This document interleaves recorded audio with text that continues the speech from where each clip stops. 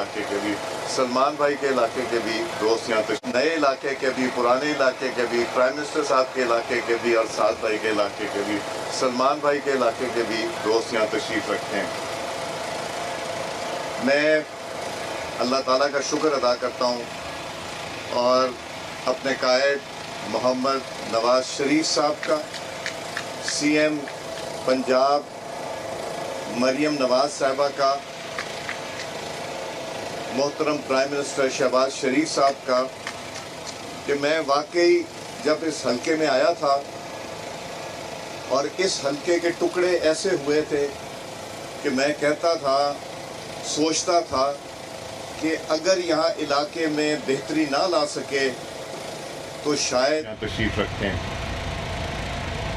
मैं अल्लाह ताला का शुक्र अदा करता हूँ और अपने कायद मोहम्मद नवाज शरीफ साहब का, CM पंजाब मरियम नवाज साहिबा का, मोहतरम प्राइम मिनिस्टर शहबाज शरीफ साहब का, कि मैं वाकई जब इस हलके में आया था और इस हलके के टुकड़े ऐसे हुए थे कि मैं कहता था, सोचता था कि अगर यहाँ इलाके में बेहतरी ना ला सके तो शायद मैं अपने आप में शर्मिंदा हूँगा। मगर मेरे कायद मोहम्मद नवाज शरीफ साहब की नज़र मुझ पे भी थी और मेरे हलके पे भी थी। इसी तरह मरियम नवाज साहिबा और सीनियर मिनिस्टर मरियम औरंगज़ेब साहिबा भी, उन्होंने भी इस हलके को जाके इसमें घूम के फिर के जब देखा तो उन्होंने ये सोचा कि शायद इस हलके को बाकी हलकों से ज़्यादा ज़रूरत है। हम तो चाहेंगे कि पूरा पंजाब, पूरा पाकिस्तान, पूरा पंजाब, पूरा लाहौर ऐसे हो जाए जैसे NA 122 में 2015, 16, 17 में हमने उसको, वाकई कोई सड़क नहीं थी जो टूटी हो, कोई जगह नहीं थी जहाँ सीवरेज ना हो, कोई ऐसा मकाम नहीं था जहाँ ट्रांसफार्मर ना हो, किसी चीज़ की कमी नहीं रह गई थी। मगर अगर इन चीज़ों को साथ साथ रिपेयर मेंटेनेंस ना की जाए, इनकी देखभाल ना की जाए तो ये चीज़ें बिल्कुल ही ज़ाया हो जाती हैं। यही हाल था मेरी NA का और आसपास की NAs का, क्योंकि जो हुकूमत थी उनकी तवज्जो तामीर पे नहीं थी, तरक्की पे नहीं थी, उनकी अपनी सोच थी, वो बेहतर जानते हैं। मगर मैं इसलिए शुक्रिया करना चाहता हूँ अपने कायद मियाँ मोहम्मद नवाज शरीफ साहब का, CM पंजाब मरियम नवाज साहिबा का, senior minister planning Maryam Aurangzeb साहिबा का और मोहतरम प्राइम मिनिस्टर शहबाज साहब का, जिन्होंने इतने फ़ंड दिए जो शायद पाकिस्तान की तारीख़ में 70 साल से ज़्यादा में इतने फ़ंड कभी भी नहीं लगे होंगे। मेरे हलके में तकरीबन 38 अरब रुपए के काम जारी हैं, बहुत से मुकम्मल हो गए हैं और अभी भी जब मैं देखता हूँ तो मुझे लगता है कि काफ़ी काम हैं, फिर भी रह जाएंगे।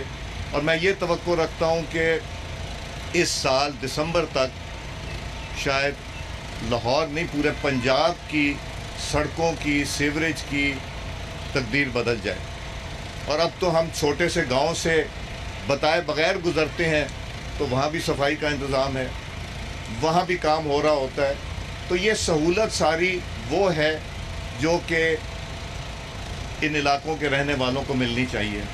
तो मैं उनका शुक्रिया भी अदा करता हूँ और उनके लिए दुआ गो भी हूँ और आपसे भी तवक्को रखता हूँ कि इनके लिए दुआ भी कीजिए कि जो इन्होंने काम किया शायद तारीख़ में इतना काम नहीं हुआ, फिर भी रह जाएंगे बहुत से मसाइल। वादा मैंने कभी किसी से नहीं किया मैं ये बनवा दूंगा वो, क्योंकि मेरे हाथ में ही नहीं है, मेरे बस में नहीं है।